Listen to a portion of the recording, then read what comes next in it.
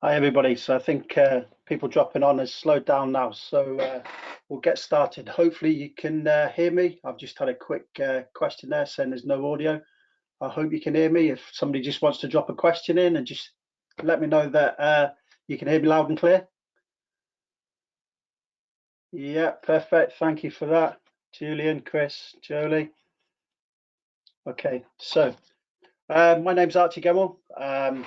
I'm an aerospace auditor and quality auditor also. So I've been asked to give the webinar for remote internal auditing, hopefully give you some good tips on how to do your internal audits. We'll run through the webinar and then I'll take questions at the end so we can have a bit of a Q&A session. So if I can ask you to hold your questions until the end, and then feel free to bombard me with them at the end, and we'll try and pick up as many as we can. So hopefully the actual presentation we'll go through won't take too long. Give you a couple of hints, tips, good ideas, things that you can take forward when you're carrying out your internal audits on site, but also it'll give you a bit of a spin from my perspective as an external auditor, how that may help you with your audit when NQA come and do your remote audit as well. Okay, so hopefully you can all see the presentation. It's all up there that you can see. Again, if somebody wants to just drop a quick message, that'd be great. Okay, so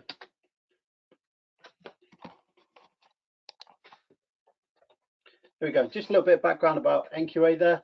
So looking at some of the schemes and where we sit across the world with sites in the UK, across in Bangalore and Shanghai, and over in America. Aerospace being #1 in America, and we're in the top 3 in the UK for core standards such as 9000, 14, 45 and 27. So a bit of information there. And obviously certification and training, so we can carry out training against all of the topics that you can see up there. So looking at quality, aerospace quality, automotive sector, environmental, and health and safety, to name but a few. Okay, and we offer courses to support that as well. So you can go on the NQA website and look at the training on there as well, and sign yourselves up. Okay, so information there, a little bit about me. So I joined NQA 3 years ago after a career in the RAF, and joined to become an aerospace auditor. So initially as ISO 9001, and then got my qualifications for AS 9100 and 9120 as well. So predominantly I look at aerospace auditing, but the core theme being 9001 all the way through. So once we've gone on, I'll a little bit about me there. So just moving on, so we'll look at how the audit process kind of changes when you're working remotely. Little look at the pros and cons, how planning is the key aspect, and looking at how you can plan your audit effectively, and then also making sure everybody's ready as well, which is key, and then the actions you should take to make the remote audit seamless, or at least seamless as possible, and then any handy tools and tips and resources. And then, like I say, we'll move on to some questions at the end. So the key thing is knowing what you're auditing. So making sure you know your scope of your audit, and making sure you've got that plan. So looking at the conformity. So you're looking at conformity of your processes, and looking at clause base, and whether you're looking at procedural. So whether you're taking the process approach, which is recommended, or looking at particular clauses as you go through. And then looking at desktop and live elements. So paperwork side lends it to being it's kind of desktop audit, but looking at live information and to ensure compliance of the procedures, and then you can actually see what's going on, and kind of look at the processes in more detail to get an idea of conformity as you go. And then looking at checklists and improvement tools. So it's a great opportunity to look into the business process, assess areas that may benefit from improvement, and obviously look through any findings then, that taking them on, addressing the findings and looking to make improvements to the overall system. Okay. So in theory, the process should be unchanged. So it should test the system. Communication's critical to that. So communication throws up pros and cons. So the use of IT, making sure that it's that you're online, that it works well, that the technology is there, that you can use it, so that you can, if you're remote, somebody else is on site, that they have the ability to go around and show you the processes, show you the evidence, and share that effectively. So that communication is critical. That's upfront in terms of planning, but it's also throughout the audit as well, because you've got to be able to stay on track with your planning, make sure that you're looking at the right information, but also dictate where you would like to go as the auditor, rather than being led by the auditee, actually leading it as the auditor as well, to make sure you can see a good amount of evidence there to show that everything conforms. Okay, also gives you the opportunity to be a little bit more creative in looking at your questions, because you have that luxury of being sat back watching. You can kind of dictate things a little bit more. Okay, and then also with it, because it's all about the planning is kind of the really important aspect of it. You can plan that more effectively with a bit more time up front. So really, as long as the plan's good, you should be able to have an effective audit, because you can kind of dictate where you want to go and think of it so that there's a good flow to the process. So looking at process auditing, but following that flow through all the kind of procedures and processes, and then tying everything in together. And it says also that less stressful for the client. So as long as that communication's good, that is the key, because they've got an idea of what you're looking for as the auditor. So through the actual plan and being organized with it, they've got an idea of where you need to go and what you need to see. So giving them kind of an idea of indicative documents. So that should pose less stress on them, because they're not sort of being caught out trying to find stuff ad hoc. They should know where everything is, and they should be planned as well then. Okay, there's some cons. So there is the potential to hide evidence. So when you're looking, following the camera, be that using WhatsApp, Teams, or whatever, it's often difficult to capture things. So as the auditor, take control of the auditee. Don't let them just point the camera in one direction. When you're doing the audit on site, it's nice and straightforward in terms of you can look around you. You've got that awareness of what's going around in the building, the office, the shop floor, whatever, and you can see where it's gone, and you can follow the chain then, and follow kind of different strands of evidence, if you like, to go and see what's happening on the other side of the building. And this is where communication comes in again also. Show them, tell them where you would like to see. Tell them that you would like to see a particular job or a particular machine, or go to a particular desk with a particular person and that type of thing, and actually take a lead. So that's one of the key bits. It can be one of the cons, but as long as you're organized as the auditor and kind of lead the proceedings, as it were, it's actually relatively straightforward from that perspective. I say that having done audits now for the best part of a year. I'm just coming up to my first repeat remote audit, and predominantly in being aerospace, so machine shops and the like, for multi-day audits. So that becomes one of the key things there in terms of working with the people to make sure you get to see what you need to see. One of the other drawbacks is you may not get to speak to as many people as you would normally.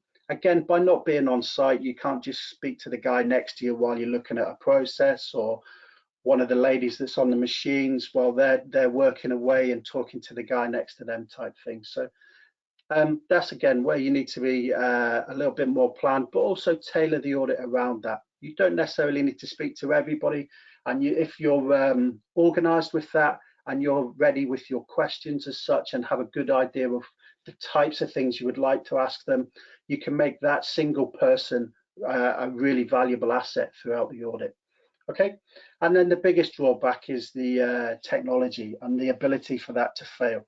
So again, with that, what we're, as kind of an external auditor, what we like to do is test it up front. So normally we'll touch base with a client.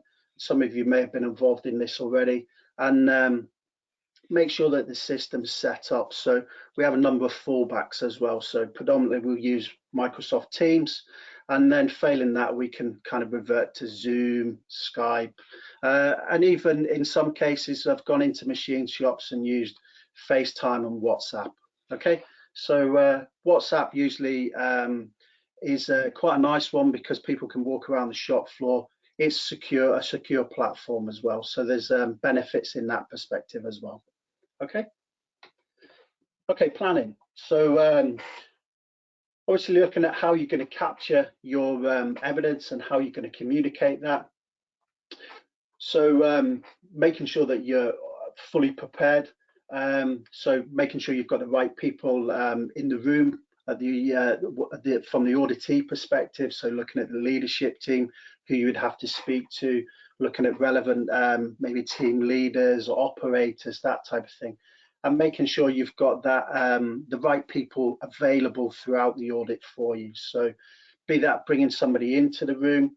I've seen it where some of the machine operators, being that on the shop floor may be particularly noisy, bring them into the office environment and have a chat with them and discuss what they're doing and how they're following their processes. And then you can see their awareness and obviously look at that communication piece, that they understand what's going on and they can demonstrate that they've got access to QMS and that type of thing. So depending on what aspect of the QMS you're kind of remote auditing, depends on who you would have available and then how you interact with them and what type of interaction you would use.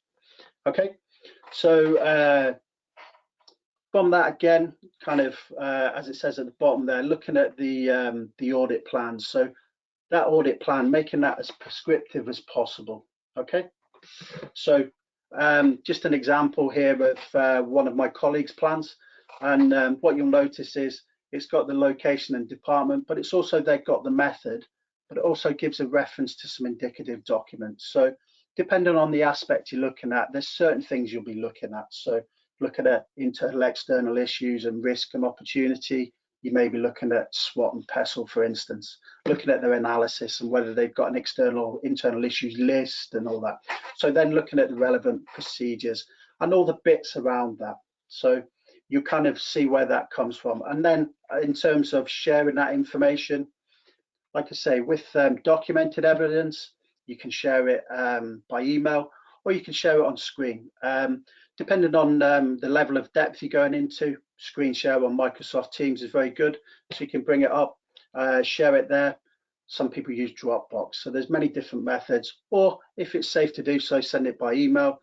And again, with that, there's a couple of methods. You can either stay online, share the information and discuss as you go through, or you can take a period of time, the information sent to you, review the information, then come back online and discuss that part of the audit. Also gives you a chance to digest the information and then look at the questions that may lead to as well. So there's no right way or wrong way. There's only good ways and what suits you as well, because a lot of it is what you feel comfortable with as well. Okay, and then there you can see multi-day audit, how that's done. So again, through the opening meeting, looking at having that discussion with everybody in the room. And then as you move through the audit, having the right people at the right time and having that plan in place that's really prescriptive, that you know who you're going to speak to, when you're going to speak to them, and trying to stick to it where possible to make it easy on the auditee as well, but also with that reference to any records or information that you may wish to see from them. So it gives them a chance to plan also. So the planning is from the auditee and the auditor perspective there. And that's key to a good audit, really. Okay, so make sure everybody knows their role, make sure they're available. Like I said before, test the methods, so test the communication, so Teams, Zoom, Skype, you name it. There's a raft of different platforms you can use, and they're all very good in their own specific ways. Teams predominantly used, being that it's a stable platform and you can share information. You can upload documents as well, which is great. So it makes it relatively easy and relatively straightforward for you to have a discussion while you're also reviewing documents. Many of you have probably used it already over this period because it's been kind of prolonged now and everybody's adapted to their way of work there. Okay. And then obviously from that, make sure everybody knows how to use it. So Microsoft Teams, case in point, screen sharing. Make sure you understand that screen sharing capability.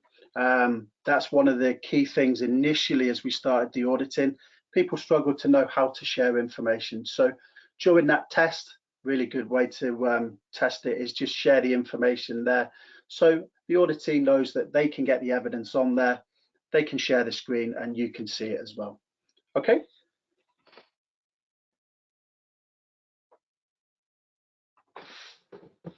Okay, so when you're looking at the audit itself, it's kind of you split through the picking up each of the clauses as such, and looking more generally the way it's done is looking at the kind of operational processes and then the kind of overarching QMS aspects. So one of the key things when you're looking at indicative documents, the standard references documented information 59 times throughout the 9001 standards. So there should be a piece of evidence there that aligns to an element of the standard. So in terms of the indicative documents, that's a really good indication of what you may wish to see through the audit. So it's making sure they're aware of it as an auditee as well. Okay, and that's just then looking to make sure that you conform to standards, the standard, and that you're assessing appropriate evidence as well. Okay, so look at some simple methods to check the compliance and verified documents as well. So also bear in mind there that the audit is quite tiring, so working out how you're going to do it, how you're going to share the information and how you keep the audit on track. Quite tiring when you're on online for sort of 8.5 hours a day. So, and it's taking the opportunity. One thing I would recommend is knowing when you're going to take a break as well, because as the auditor kind of sitting there, it's relatively straightforward and you can sit with the screen and allow the auditee to keep running around and collecting information. However, it becomes quite tiring for the auditee as well. So what I would say is just be conscious of taking a break, just having a 5-minute point at regular intervals, just to make sure everybody can clear their head, not get too bogged down by the process, and make sure that they then take that time, take a breath, and it may make them think about some other evidence as well. So if you get to a particular sticking point where you're kind of not sure what you're looking for, they're not sure, and you kind of talking around the situation, take that 5 minutes, clear your head, come back to it, and then kind of address it again, and that gives them the opportunity to find some more information, or gives you the opportunity to change the way you're kind of questioning them to get that evidence as well. So what I would say is key is breaks throughout as well.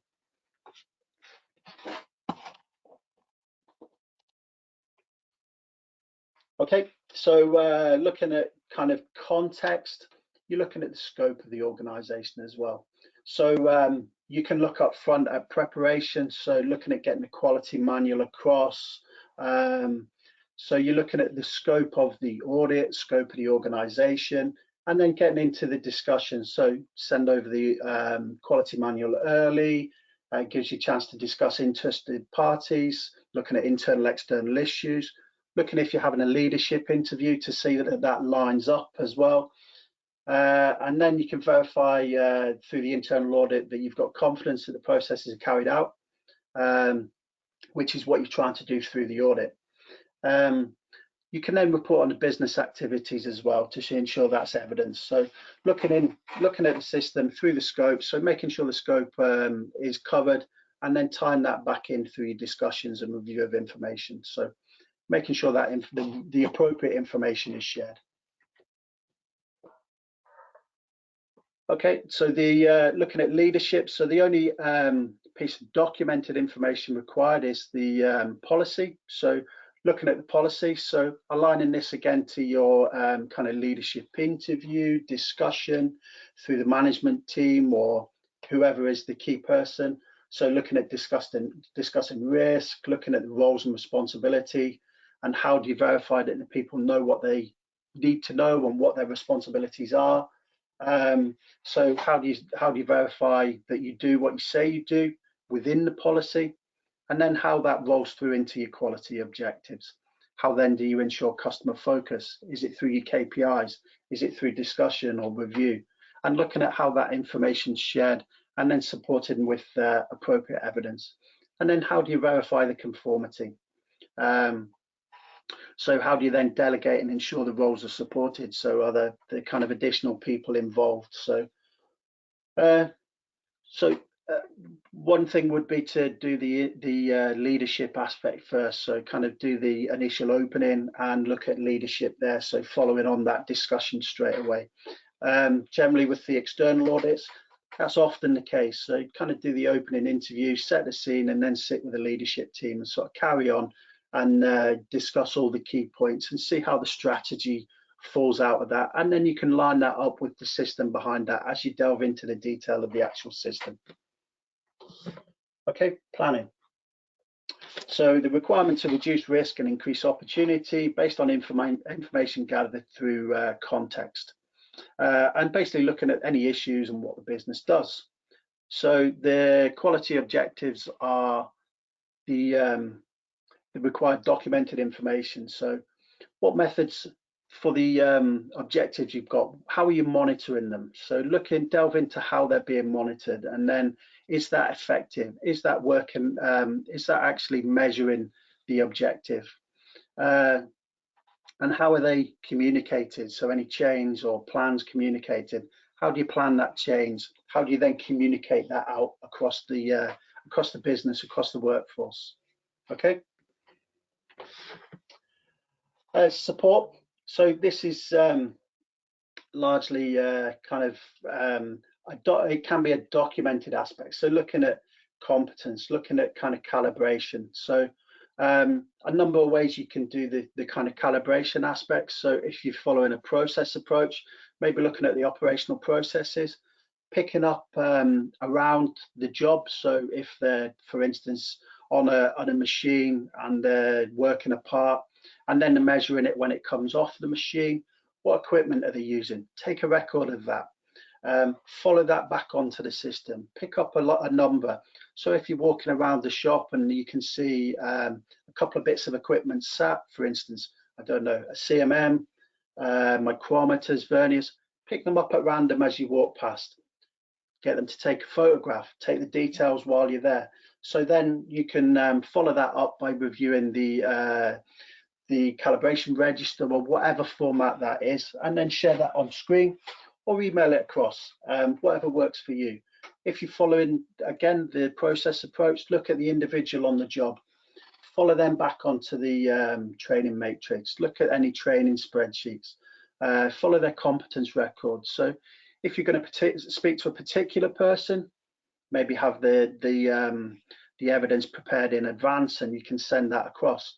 However, what's good is doing it kind of at random as well, so you can get a good idea that everything is kind of controlled and conforming, because you can speak to the individual and then follow their records back as well. So you can look at the job at random, or you can be particularly planned that you're going to go to machine X with person Y and then follow them back onto the system as well. And then with that, you can also see any documents. So if they've got any documents that are in use that they're using for reference, are they version controlled? How have they been created and updated? How are they available? Are they on the system? Are they hard copy? How have they got them? And follow the ones back that are particular to that job. So looking at procedures, again, you can gauge awareness. So discussing with the operator or individual in the process, be that sales, purchasing, whatever, you can discuss with them and then get their kind of understanding and awareness of the process. And it paints that broader picture, which also makes the internal audit far more robust, in depth, and better. But it also makes that the remote aspect slicker also. Okay, so operations. We kind of touched on it as we talked there. So this is the bit that really kind of catches people out, getting on the shop floor, getting into the areas. So looking at sales, looking at purchasing, looking at goods in, and the kind of operational aspects, depending on what your organization does. But use the tools you've got. So look at using WhatsApp, look at using Microsoft Teams, having Teams on a phone if needs be, or an iPad. And this is where your planning comes into place. So like I said before, making sure the plan's really robust so you know where you're going. You stick to the plan as best as possible, and you just kind of follow the plan to make sure you're in the right place at the right time. and then people can be prepared for you coming. But like I say, you can make sure that safe practices are in place based on the kind of restrictions in your work environment for COVID. But you can also see what's going on and actually see it. As much as you can't see it, touch it, smell it, feel it, you can get as good of a picture of it as you can in terms of seeing it on this system. So again, as I said previously, make sure as the auditor you direct the camera. So if you're looking at machine or a process on one side of the room, make sure you pan around and have a look at the other side of the room as well. See what's going on there. So make sure you're not looking at the planned good jobs. So lining up with the cons to remote auditing, make sure you're in control and you're kind of looking all around you. So give yourself that kind of situational awareness and not where the camera may point. Ask them to go where you would like them to go. Okay. Okay, and then based on that, tying that up with the required documented information. So looking at job cards, route cards, goods in notes, kind of purchase orders, flow down of information through purchase orders, looking onto MRP systems, CRM, all the information. It's all easily shared. You can see it over the camera, or you can share it via screenshot, email, or over MS Teams and the like as well. Okay. So from that, you can demonstrate that the process is in place. You can demonstrate that the actual users know what they're doing, so the operators understand the system.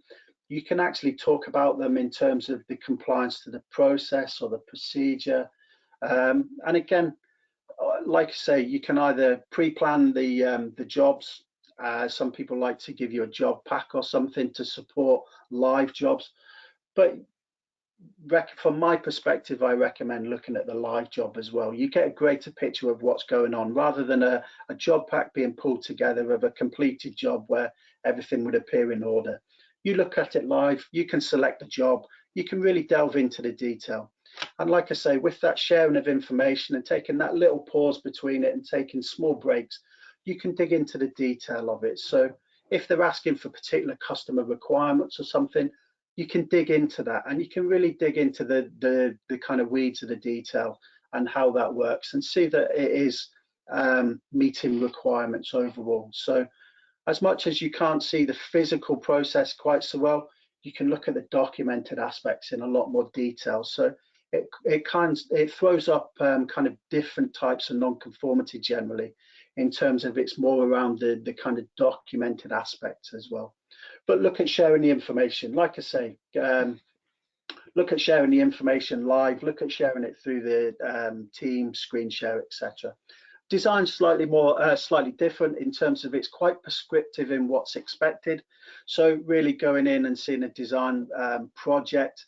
Again, I would say that's based more on planning. So making sure that a design, if you are carrying out a design within your scope, making sure that you've got maybe the most recent design project to hand or one that's been recently completed. So you've got a number in different stages. So when you're doing your internal audit, you can see the different key aspects of the sub clauses from 8.3. So you can see the controls, you can see changes, and you can also look at verification and validation records as well. Okay, so following it through the sequence. So if you've got a completed one, you can see every aspect of that and see how that's controlled, and then maybe a couple that are kind of in progress if you've got numerous on the go.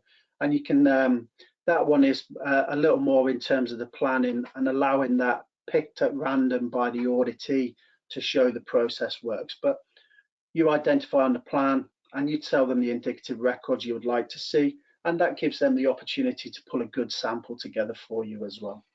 Okay, so you're looking at the order all the way through, so looking to see that there's traceability from one end to the other. So often it's good to start with and follow the process approach, that you can follow an order that's just about to be released and trace it all the way back through. So looking at the ordering inquiry, looking up through the looking at the kind of order entry, looking at it going into production, or whether that's picking and packing dispatch, and then looking at it being released. And then you've got that line of traceability throughout. And that's key to your audit, making sure you've got the good level of traceability. And it also shows the interaction of processes, because you can pull all the other kind of supporting processes in with that, competence, documented information and the like. So it shows you if there's any weaknesses across the interactions.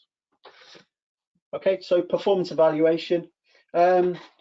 Often kind of light touch or kind of missed or that, but looking at the information based on it. So looking at customer satisfaction, whether you're doing surveys, whether you're doing market analysis, looking at KPIs, so drilling into the KPI performance, and maybe looking back over a bit longer time than you would normally, and making sure they're keeping on top of the processes, and then following that through into improvements and looking at the actual improvements that have achieved from that. So if it's not achieving target, what are they doing to improve it? How are they bringing performance back in line?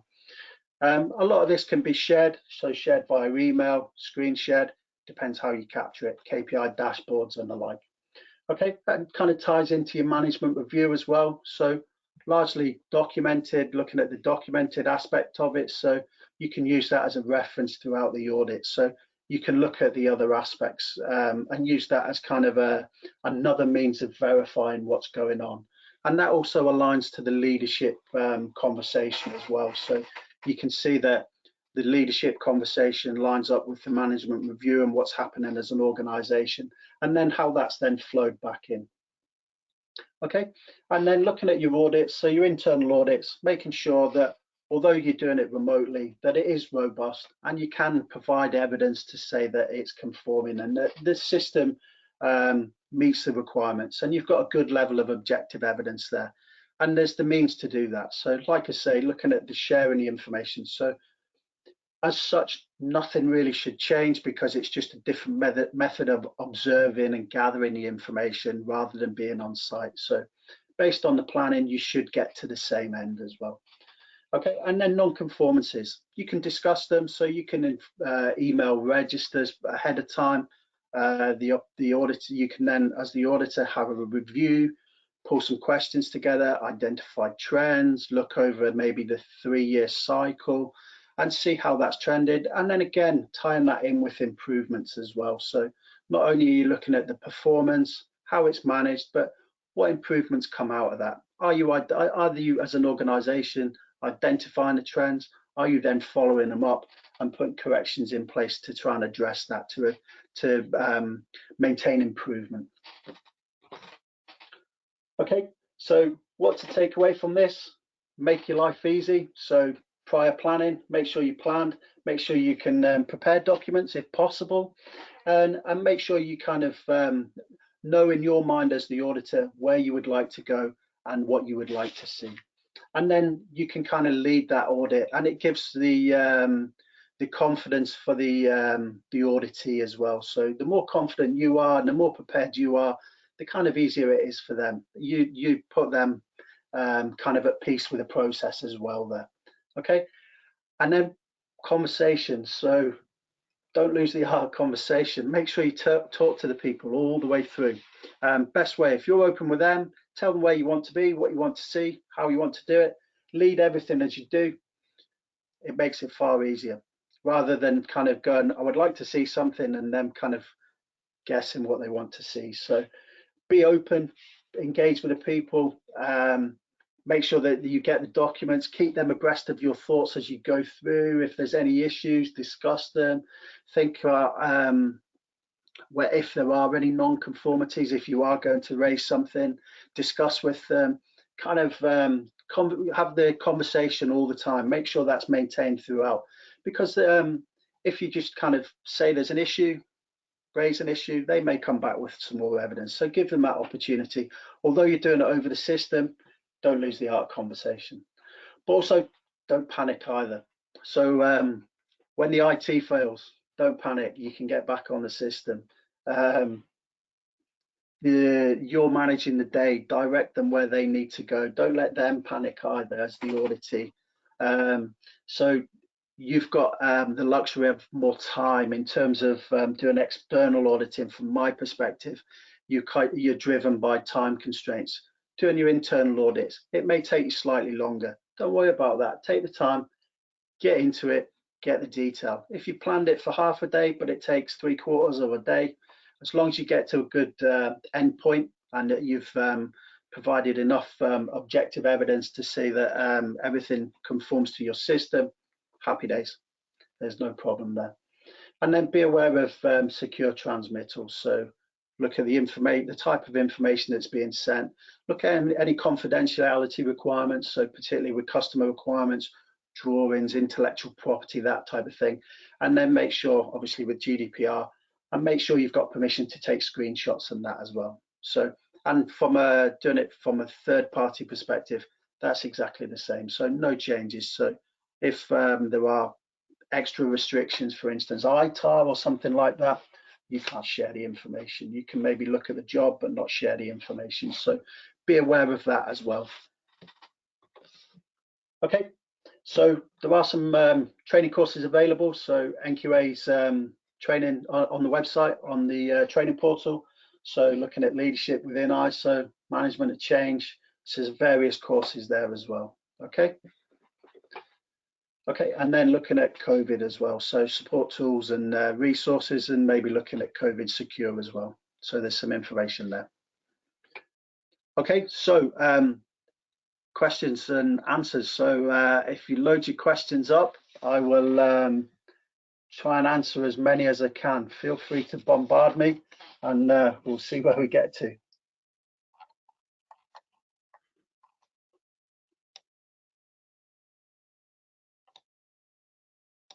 Okay, so somebody's asked about the webinar notes. So yes, they will be circulated after the webinar's finished. They will be sent on next week, I believe. Okay.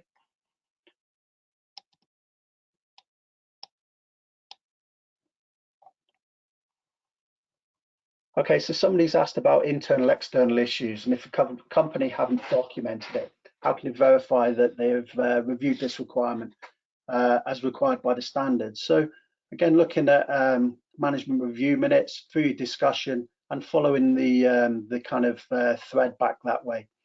So ideally they would be recorded and documented, but the first port of call would be to go and look at the management review and follow it back that way. See if they've changed, see if any have changed, added new ones. COVID particularly has thrown up a number of internal, external issues for people where you operate, remote auditing, for instance, and how that's been documented and captured. So following that back.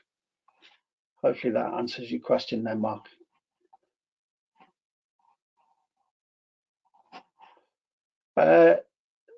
Somebody's asked the question, can you carry out an audit whereby you place the clauses within the report, or would you just do it as a process? So ideally following the process approach, because you can tie in numerous clauses and then you can cover off the clauses as you go.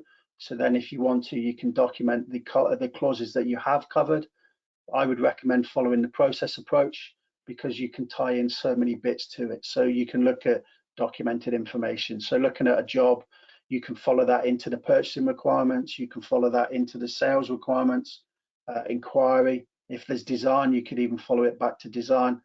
But also kind of from the support perspective, you can look at the any documents, so procedures, version control, you can look at training. Like I said earlier, you can also look at calibration equipment, that type of thing. So you can draw lots of things together from that. Okay. Okay, any tips for virtual manufacturers who do not have production facilities? Being aware of the scope of the audit, what they actually do, how they do it, and then looking how they draw it in. So if looking at how they get the product in place for manufacture, so for assembly or whatever they do, following it in that way. Okay. Is there a standard audit schedule? So somebody's asked the question, is there a standard audit schedule? There is no standard audit schedule to use. However, in the webinar there, you'll see that there was a plan. That's the plan that's largely used across NQA. We've all been issued that, and I recommended to use that, being that it gives you the indicative documents, so you can use that as reference as well. But as such, there is no standard audit schedule.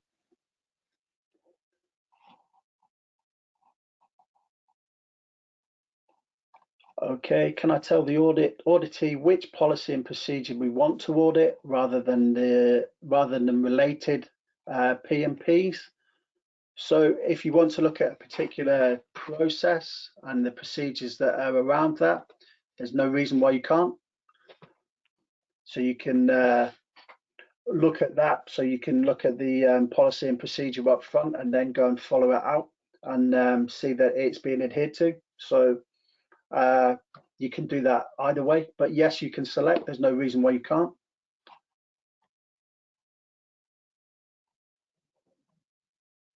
Okay, so somebody has said here is a list of the 59 areas where documented information, where information must be documented. So go to your copy of your standard, get yourself a highlighter pen, and start at clause 1 and work all the way through. And there's 59. As long as you get to 59 at the end, you've got the right ones. But literally, as I did after my training, as I've done with other standards, as I've gone through as well, as I've kind of, I've got other standards to audit, I've just gone through a copy of the standard with a highlighter pen and highlighted them as you go. And that will give you the reference. So like I say, there are 59. If you take the time with the standard, you will find them all. And then you know what documents you need to, or you've got an indication of the documents you would need to see in one format or another. Do you need to record the ISO clause audited in the audit report? It doesn't tell you have to audit the identify the clause. However, it should meet the requirements of your standard and the requirements of the international standard when you're auditing. So your audit schedule to cover all your internal audits should meet the requirements of the standard. Hence, you should audit all clauses. Whether you actually indicate that or it's kind of inferred, that is largely up to you. So some people put the name of the kind of procedural area, and then that's their reference to the clause. However, it is good practice to say what clauses you may cover. So if you're doing a QMS type audit, so just looking at the management system itself rather than operational processes, you may have it in the title that it covers off clause 4, 4 to 7, and then 9 and 10.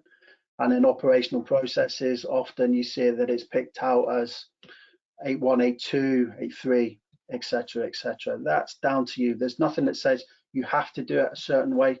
That's up to you.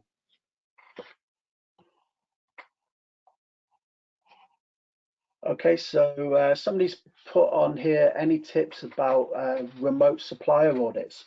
So I just lost the question there, sorry. Yeah, any tips on remote supplier audits? So exactly the same process. A remote audit is a remote audit. So planning. So really making sure your planning's effective, making sure you know what you would like to see, and following it that way. So in theory, it should be a little bit more targeted in terms of the actual audit content. However, it's exactly the same process. Okay, I hope that answers that question.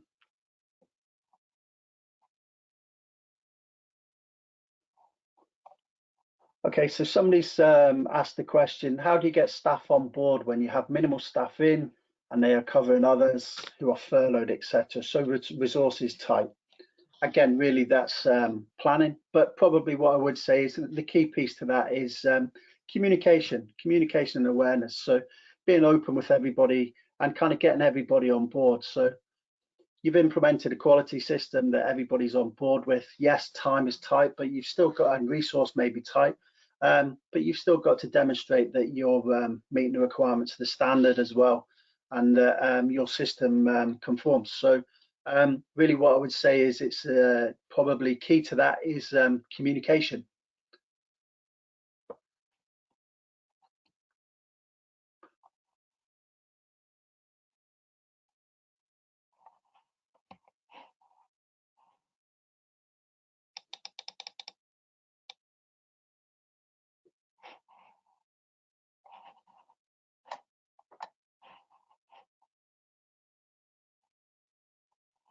Okay, so how can you be sure that the auditee is saying the truth?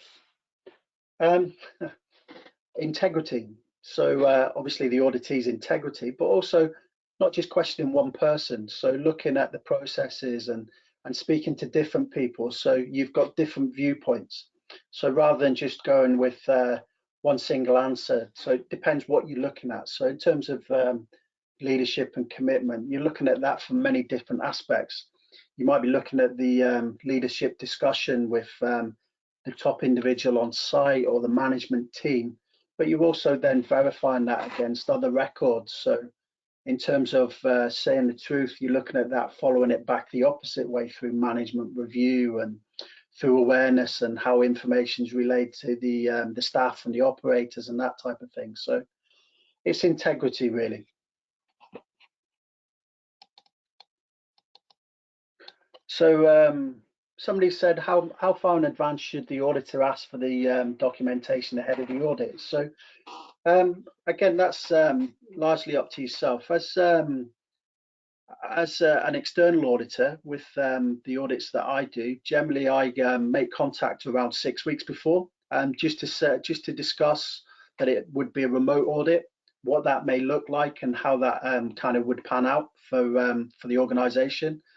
And then probably 2 weeks before, touch base again, test some IT, make sure they're happy, and then maybe in a couple of days before, because you want a series of audits, maybe a couple of days before they can start transferring that information across to you. And then at the opportunity you get to look. You may not look at it prior to the audit, but at least when you get going in terms of that planning and organization, you're set to go then. You've got the information there that you're not then trying to pull lots of information throughout the actual audit time, which then takes the auditee away from the audit. You kind of pre-prepared as such. So there's no kind of actual detail about how you would do it, when you would do it, but again, it's what you're comfortable with and just being organized with it as well.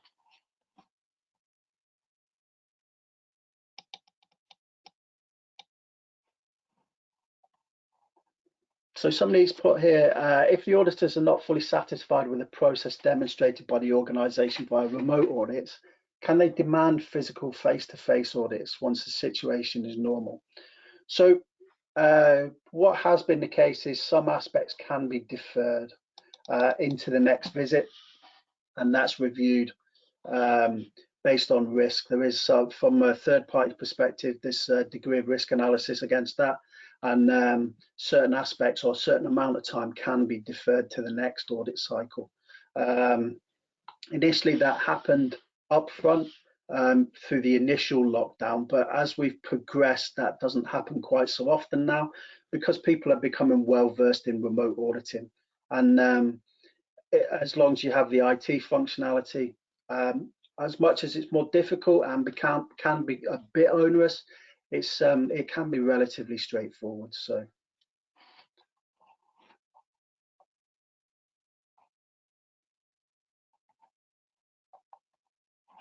okay, so somebody's asked about recording permission. So you can ask for permission. From my perspective, we don't record anything. If anything's sent, it's through the actual auditee itself. So they would record something and send it. We wouldn't actually record it. So just making sure that you stay in line with security arrangements, GDPR and the like as well. So through permission.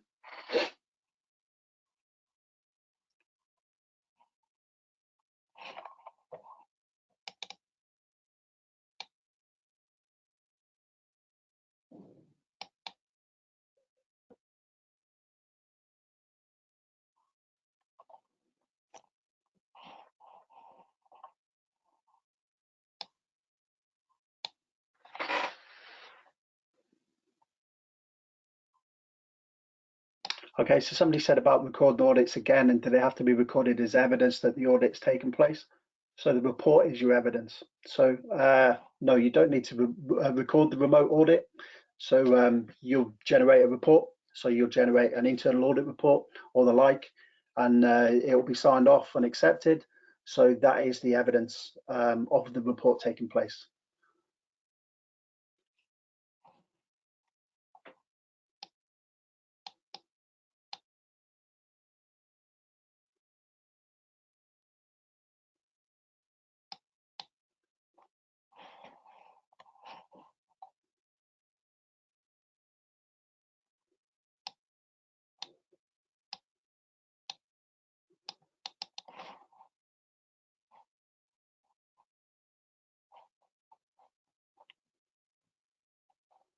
Okay, and then the last question I've got here is the chances are that while one person is answering the question, there's a standby team prompting answers or someone making recordings simultaneously for questions being asked. How, as auditors, can this malpractice be stopped or mitigated as much as possible?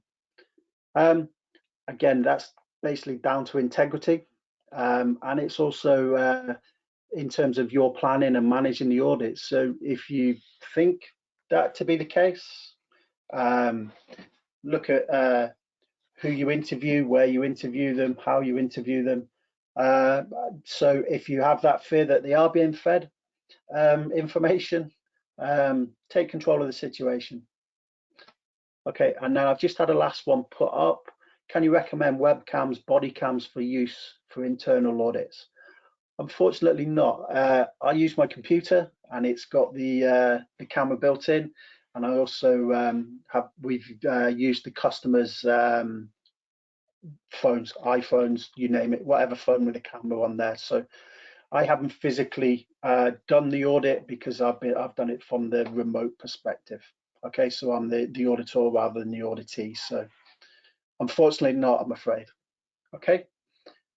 So that's the end of the questions there. So if anybody's got any final questions that people want to drop on, if not, I'll give that another minute or so. And then if there's no more, I'll wish you all good day and say thank you very much for your time. That'll be followed up with a copy of the webinar emailed out to you by the sales and marketing team.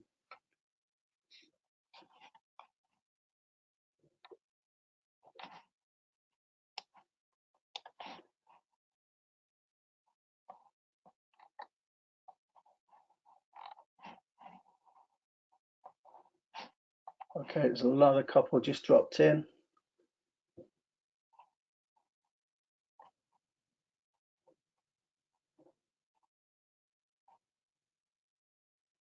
Okay, so somebody said about a situation where you wouldn't want to email the audit plan in advance of the audit. I would hope not. The plan's there for everybody, so it's for you as an auditor and them as an auditee.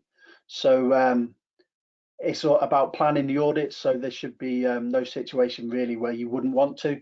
It allows you to prepare, but it also allows them to prepare as well. Okay. Somebody said about an old version of the standard would be considered as a non-conformance. Is the use of old form a non-conformance? If they're not using the one that's stated in the system, yes, in short.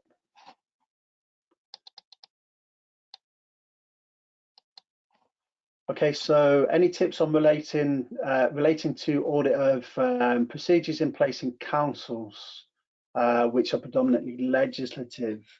So again, what I would say is it's knowing your technical information that you're auditing against. So what the legislation is and how it's captured in the procedures.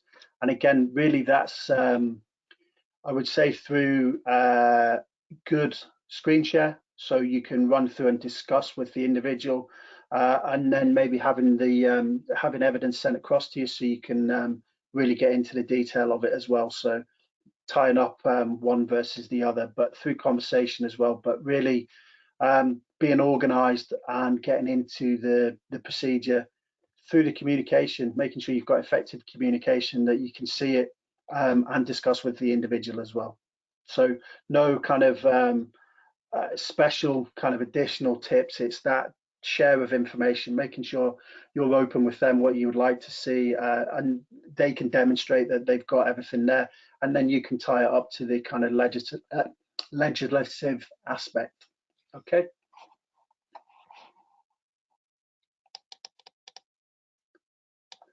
Okay, and I think that's it. The questions have stopped now. So, like I say, thank you very much for your time. I hope that is a help. I hope that was informative. And like I say, the webinar will be sent out to you next week. Okay, thank you very much for your time.